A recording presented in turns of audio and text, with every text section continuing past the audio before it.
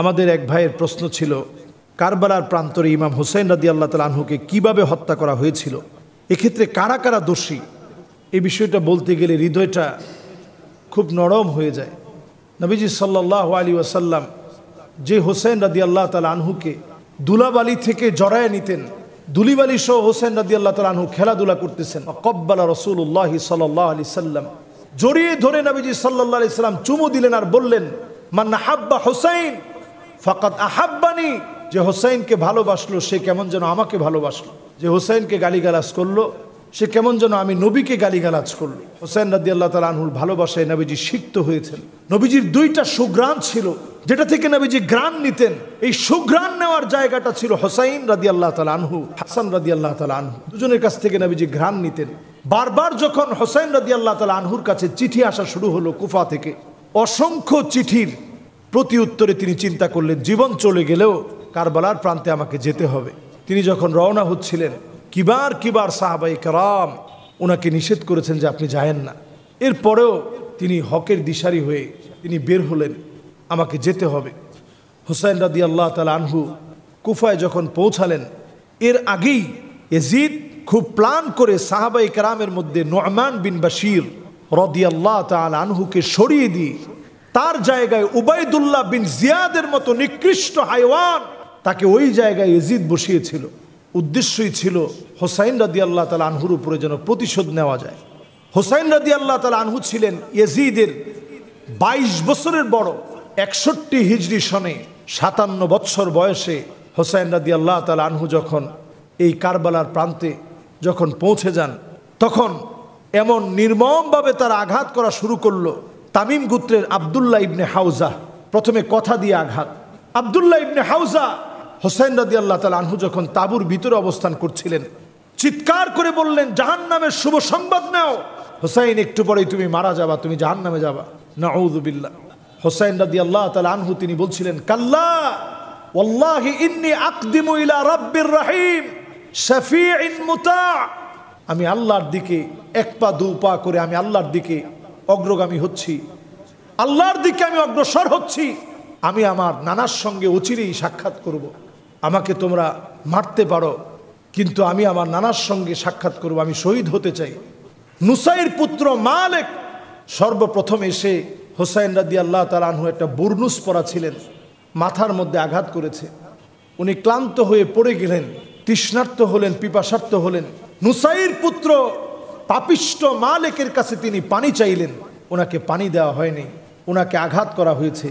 এমনকি হুসাইন রাদিয়াল্লাহু তাআলা আনহু যখন আবার তাঁবুতে ফিরে আসছিলেন, সেই সময় তাঁবুর ভিতরে এসে ওনাকে উস্কানি দেওয়া হয়।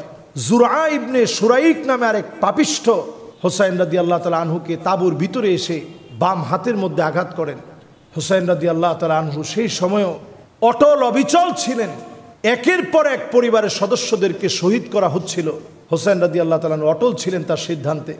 সেই মুহূর্তে উবাইদুল্লাহ বিন জিয়াদের নেতৃত্বে হামলা করার জন্যে হুসাইন রাদিয়াল্লাহু তাআলা আনহুর শরীরের মধ্যে সর্বপ্রথম আঘাত করে সিনান ইবনু আমর, ঘাড়ের মধ্যে আঘাত করে, পিঠের মধ্যে আঘাত করে। সিনান ইবনু আমর সে ছুরি চালিয়ে দেয় গলার মধ্যে। যখন জবে হয়ে যায়, এই জায়গা কত নবীজি সাল্লাল্লাহু আলাইহি সাল্লামের চুমু লেগেছে, আদর করেছেন নবীজি, এই গলার মধ্যে ছুরি চালায় তারা। যখন গলার মধ্যে ছুরিটা চালানো হয়, হুসাইন রাদিয়াল্লাহু তাআলা আনহুর জীবনটা যখন আল্লাহর রাহে কোরবানি হয়ে যায়, সেই মুহূর্তেও তারা থামে নাই। জালেমরা তার মাথা মোবারক আলাদা করে ফেলে, সীমার ওই মুহূর্তে মাথাটাকে আলাদা করে ফেলে। উবাইদুল্লাহ বিন জিয়াদ ততক্ষণেও থামে নাই। উবাইদুল্লাহ বিন জিয়াদ তখনও বলতে থাকে, দেহটাকে যেন পদদলিত করা হয়, দেহটার উপরে পর্যন্ত ঘোড়া চালানো হয়, পদদলিত করা হয়। এরপরে যখন মাথাটা নিয়ে আসা হয়, মাথাটা নিয়ে আসার পরে এই মাথা নিয়ে পর্যন্ত তারা এতটাই জুলুম করে। সেখানে একজন সাহাবী উপস্থিত ছিল, আবু বারজা আসলামী রাদিয়াল্লাহু তাআলা আনহু। তিনি বলছিলেন, ইরফা কাদিবাক, ইয়াজিদ তোমার আশেপাশে যারা এই অবিচার করছে, আল্লাহর হাবিবের দৌহিত্রের ঠোঁটে আর নাকের মধ্যে কাঠি দিয়ে আঘাত করছে, ইরফা কাদিবাক, তুমি তোমার এই লাঠিটাকে সরাও।